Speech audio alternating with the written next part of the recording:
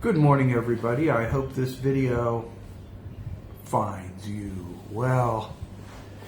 Today, I want to talk a little bit about dinosaurs and dragons. This is a dragon year, and it's been quite the bang, bang, bang, bang year. I'll tell you what. One of the things that has always interested me, and I mentioned this in an interview that I had with Jeff Brown the other day, and in it I was talking about the mythology of dragons. Dragons are a curiosity to me because they seem to suggest that in the prehistory, or maybe even the history, even within written times, that ancient Chinese people encountered what they called as dragons. All cultures have stories of dragons, and what's so intriguing to me is this possibility that they might be discussing something they actually encountered, a physical creature, not a mythical creature. Say the megafauna of the Pleistocene, or perhaps actual dinosaurs from the Mesozoic period. We know, for instance, that species don't just die off suddenly. When we look at the graph of a species die-off, it looks like it's a direct drop. But when you expand that, it's a period of hundreds of thousands or millions of years that they're dying off. And that's half-life. We say that the species died off when its population decreased to a certain percentage. It's a dead species because we're not finding any bones or anything. But when in actuality, some of those dinosaurs might have been roaming around for some time afterwards. And what's particularly perplexing is the ocean, if it's a sea creature. This is particularly interesting because sea creatures have scales, and all dragons are associated with scales. All of them. All the Chinese dragons are associated with scales. There's very, very few scaly reptiles or scaly land dwellers. There are some, and numerous ones are extinct. If you look at the frescoes of ancient Babylon, you will see a couple of the palace animals that they used to keep around that walked on clawed feet and had scales. And they've been identified as a now extinct species. But yeah, they existed. Not so much nowadays. So let's look at our hints. First of all Chinese dragons are associated with long serpentine bodies. The length is always longer than its diameter. It's also associated to have hands and legs that are always clawed. Many of the Chinese dinosaurs, not all of our Chinese dragons, are associated with horns of some type, many of which look like deer antlers. We also know that they have whiskers. That's a pretty interesting observation, I'll tell you what, that they have whiskers. If you combine whiskers and a long serpentine body, that suggests aquatic weasel-like ability, the ability to go into all kinds of nooks and crannies to obtain and get what you want.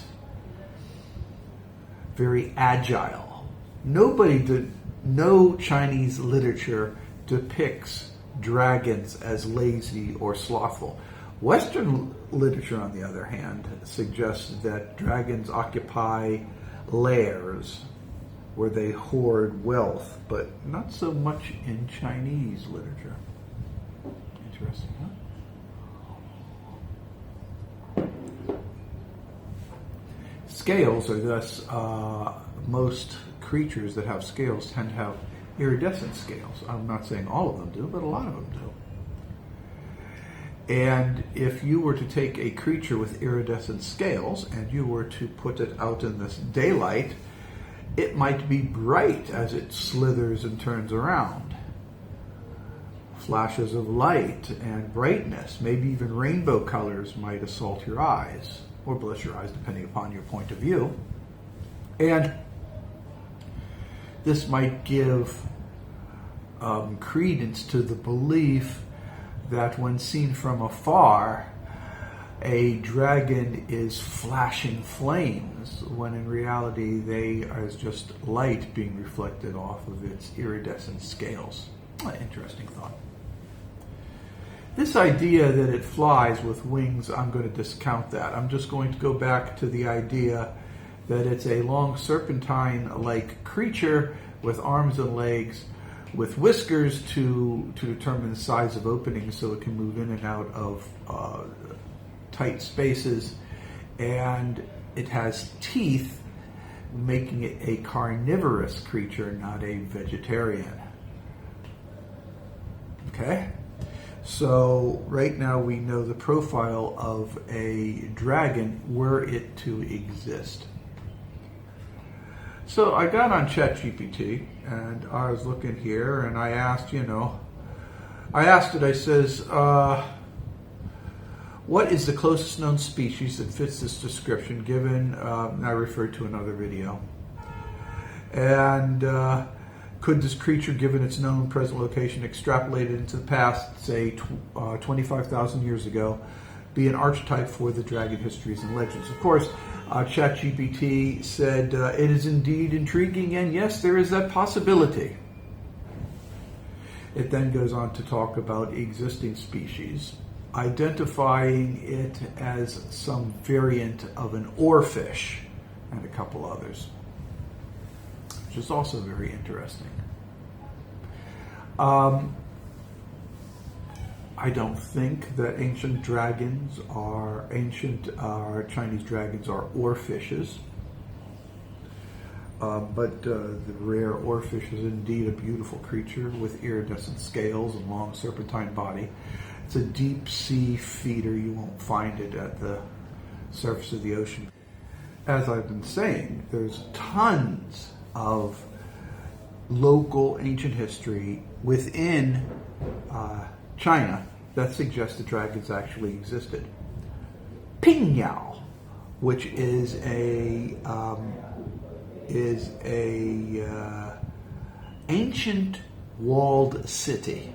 Now remember, they have these ancient walled cities because outside of the city it's just bandits and free-for-all out there, so people would band together in a city, put up these big walls, and they live there. But they claim that they had a dragon that lived with them, that protected the city's residents, brought prosperity to the city. In effect, they built a city around the dragon, and the dragon protected the city. Pingyao. Cities 2,700 years ago was when they built the city. Pingyao. There's also another one in Lijiang, which is in Yunnan province, which is near Vietnam. Lijiang. That area says that they had a dragon that used to live there. It used to hang out in the nearby mountains, and as long as the dragon was there, the city prospered, and the dragon protected it with goodwill and good luck and protection. Of course, Another one you might be considered about is Hangzhou. Now, Hangzhou is very beautiful. You know the Four Lakes. It's outside of Shanghai. I think you can take a train for like 20 minutes. Right there. Beautiful area, great tourist spot. And they, of course, have this pagoda called the Lei Feng Pagoda. Now, pagoda, if you don't know, is like a tower. And they say that the pagoda was built over what used to be the lair of the local dragon. So there was a local dragon that lived in the four lakes of Hangzhou. And its lair was in an area where the pagoda was. They built the pagoda over its lair. And as long as the dragon lived there, Hangzhou prospered. Another one, Guilin. Guilin is also beautiful. All these are watery areas surrounded by massive mountains. And of course, they have another story. And guess what this dragon did? Hung out and protected the towns. And they attribute the success of the local residents to these dragons. In Shandong, a province in Qufu, is the legend that once a dragon appeared in the sky above them, suggesting, of course, the dragons fly. And once they saw this dragon, it blessed the area and added prosperity. So most of these legends, and there's more and more and more of them, I'm just going to go with these ones here. The dragon is a physical being that lives in water, that protects the town. Depictions of these dragons, in all cases, is a long serpentine body with feet and hands with claws, scales, whiskers at the end, a little bit of horns.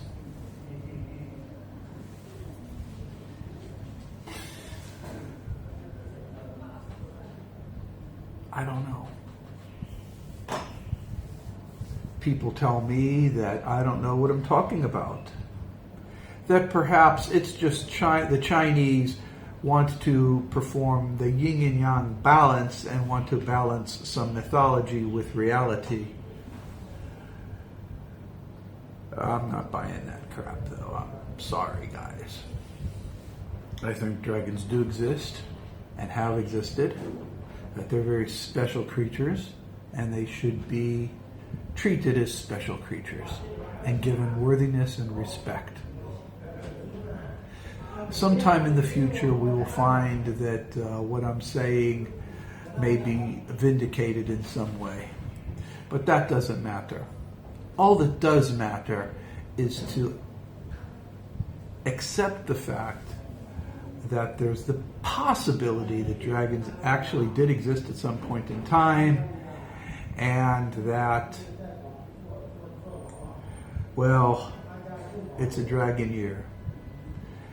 Dragons have attributes which seem to associate with water, success, and a degree of protection to those that it favors. Get under the wing of a dragon and you'll be protected. And that's it for today. I hope you enjoyed this little spiel. Be kind to the dogs and cats. Don't get caught up too much in the crazy political scene of the United States, because it's just a crazy political scene in the United States. In the meantime, get yourself something good to eat and spend some time with some friends. If I was in the States right now, I would go for a nice bowl of broccoli or cauliflower soup with some crusty Italian or French bread, a little bit of butter, and something cool to drink, like an iced tea with a little bit of mint and orange. But that's just me. Take care, people. Be kind to dogs and cats. And remember, in every day and every way, I believe in you. I really believe in you. Bye-bye.